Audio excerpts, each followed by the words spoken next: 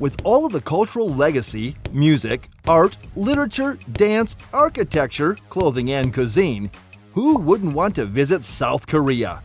If you're low on budget, don't worry. We will provide you with the cheapest ways to stay in South Korea this 2023. What's up, travel buddies? Tripsider is here to make your journey and trip more comfortable and economical. Today, I'm going to show you 8 trips on how to visit South Korea with fewer expenses. Are you ready? The pandemic makes tourism and travel far below the level. Wondering why travel is an integral part of life? Wonder why people wanted to travel even if it would cost them much? How do they enjoy staying in different countries while spending a lot of money? In the meantime, if this is your first time visiting our channel, subscribe and hit the bell icon to be notified if there's another superb video like this one. Keep watching and keep updated with the valuable tips and tricks you can use while out of your home. Exposure to a new environment makes you happier and recharged. The experience will not only let you discover new things, but you'll also bring what you learned back to your school, workplace, and hometown. South Korea consists of over 4,000 islands, each with its own unique story and history. K-pop, cosmetics, and Korean dramas have been getting an increasing amount of publicity around the world. South Korea's love for plastic surgery was known worldwide. These factors gave greater interest in South Korea and studying the Korean language. It's still possible to visit on a budget. To make sure the way you travel doesn't cause you stress either, you might want to consider these tips. Number 8. Leave the airport by air train or by bus. Taxis from the airport are no faster than the bus or air train. The AirX train to Seoul Station costs 4,150 won to 9,500 won for an adult ticket. The rate depends on whether you select the 60-minute all-stop or the 45-minute express. You can transfer to the subway to get around the capital. If you're heading beyond Seoul, buying a Korail railway ticket would help. The airport buses are even more affordable than the Korail. It leaves directly from the airport and goes to many major cities. Number 7. Buy a Korail pass for unlimited travel by train and use transportation cards. Consider purchasing a Korail pass to travel to several cities quickly. The Korail pass is specifically for international travelers. The price ranges from 121,000 won to 210,000 won for adults, a group of 2 or more. That price drops by 10,000 won. And if you're 27 or younger, you qualify for the youth price. It is available in 2 varieties: a consecutive 3 or 5 day duration period, or a flexible 2 or 4 day duration period. Buy a T-Money transit card for 2,500 won for single journey subway tickets, or use cash to board the bus. It reduces both subway fares and bus fares and also provides discounts on transfers within 30 minutes. But if you plan to get around primarily via public transit, you might want to consider the tourist-only regional M-Pass card. This passes 20 rides per day and can be purchased in varying durations, from 15,000 won for 1 day to 64,500 won for 7 days. Number 6. Fly to South Korea in January, March, October, or November. January is the cheapest month for airfare to South Korea. If you want to avoid crowds, it is the best time to fly. Partaking in winter sports activities is an advantage during this month. The other most affordable non-winter months to fly are November, October, and March.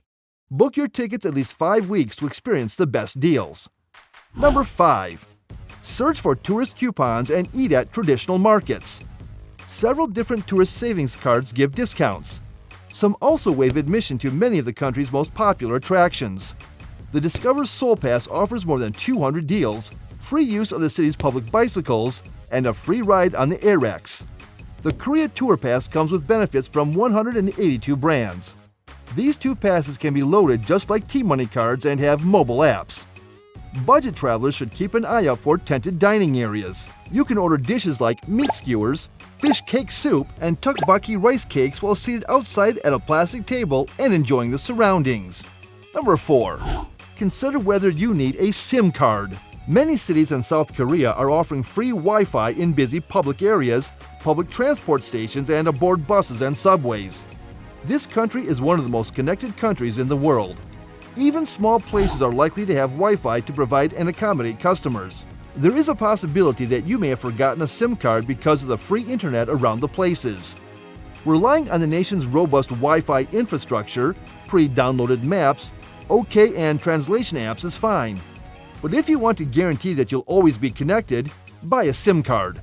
Sites like Trazy, Klook, or Korea SIM are reliable. You can buy a SIM card in advance and pick it up at the airport. You can also purchase a short-term plan through eSIM Korea for as little as 1,000 won per day if your phone supports an electronic SIM card. Before revealing 3 more pieces of advice, please share your thoughts. What necessities would you bring while in South Korea? Do you know any interesting facts about South Korea? Leave comments and opinions below. Number 3. Take advantage of South Korea's vast national park system. South Korea is home to 22 national parks. For nature lovers, these parks may offer free or charge less than the entrance fee. If you happen to be in South Korea on the last Wednesday of the month, you can visit museums, movie theaters, and other attractions. On this day, some sites are giving free or discounted admission.